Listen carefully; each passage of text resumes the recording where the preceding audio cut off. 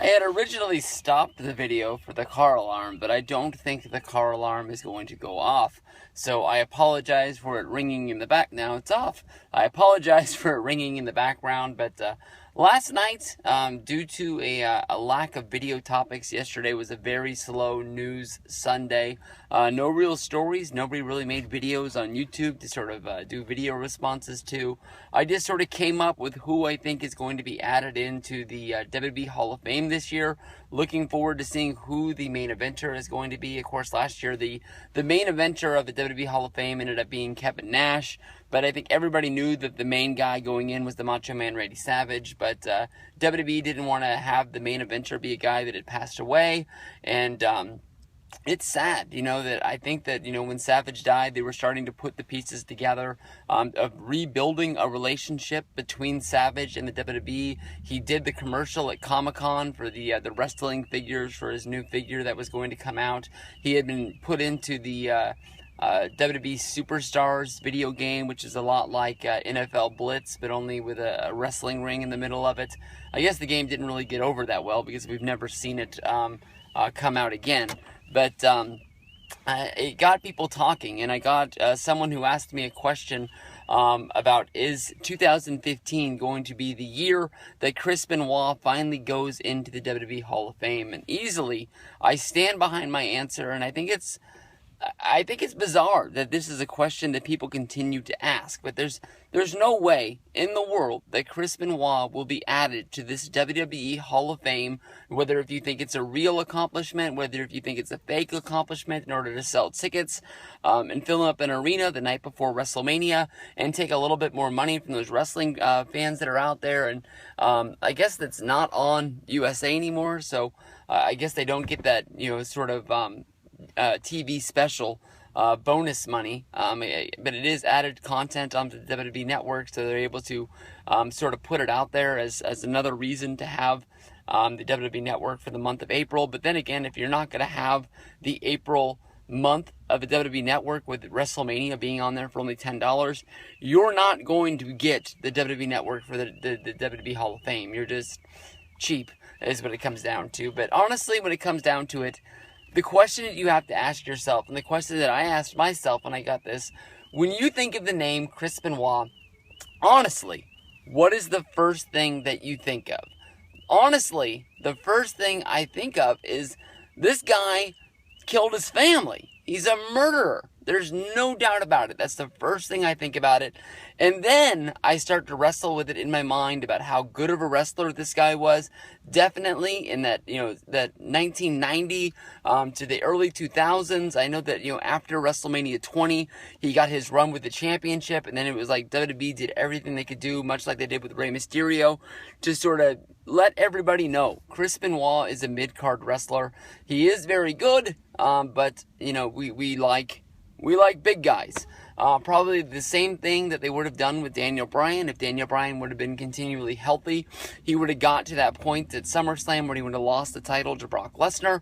He would have had a rematch. He would have got squashed. And then all of a sudden, Daniel Bryan would be that guy that they're just shoving on his head, shoving him down to the mid-card, letting everybody know that, hey, we're glad that you like this guy. If you like him, buy some t-shirts, buy some merch. But you're not going to be seeing this guy anywhere near the main event again.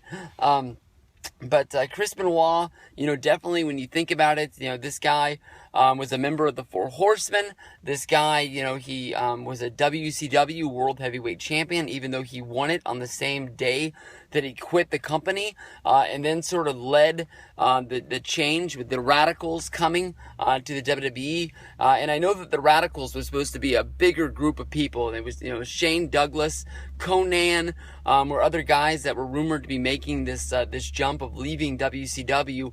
But it was kind of like, WWE, they didn't want Conan, they didn't want Shane Douglas because of the baggage that they came with it. So the only guys that were guaranteed to be picked up by WWE were, Guerrero, Saturn, Dean Malenko and Chris Benoit, and definitely, Chris Benoit coming in, that they had the big group together, but you can tell that Chris Benoit was the one guy that they wanted to elevate more than anybody out of there, with the early matches with him going up against Triple H, where he was sort of like the WCW champion because he had never lost it, against the WWE champion at the time, that being Triple H, and he would always be on the verge of getting to that main spot, a lot like, RVD would be, once he finally made the jump in 2001, where they would put him in the main event, where it would be the three-way, and a lot of people thought that was the right time to put the championship on Rob Van Dam, sort of to capitalize on the amount of popularity that this guy had,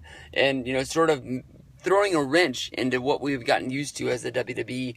The same thing could have been said about Chris Benoit. They had the show where I believe Benoit, I think the match was against The Rock. I'm not 100% sure, but, Benoit beat The Rock, and then I think Commissioner Foley came out, took the championship away from him, and said the match had to be restarted. I can't remember the exact specifics of what went down with it, but, when you think about Benoit, you think about the guy being a good wrestler. But honestly, you think about him being a murderer. Well, I guess he didn't stab anybody. I don't know, when you think of murderer, I'm thinking of stabbing people. But I think people maybe, I don't know why you'd be watching it with the sound off. Maybe you think I'm jerking somebody off right now. But definitely, you think of this guy, being a murderer. Killing his son, killing his wife, and then, ultimately killing himself and, ending it all. You can say that it wasn't his fault, because maybe his brain was all scrambled. They've gone in and they looked at the brain. They said that it looks the same as a 90-year-old Alzheimer's victim, and maybe that's because he did the crossface. Not the crossface, but he did like the what did his patented name for his splash off the top, the diving headbutt, I guess is all he called it. But, he would do that routinely. And he wrestled a very hard wrestling style, never really letting up. He did have times when he was injured and he was off the road. But when he was on the road, it was like he was wrestling all the time.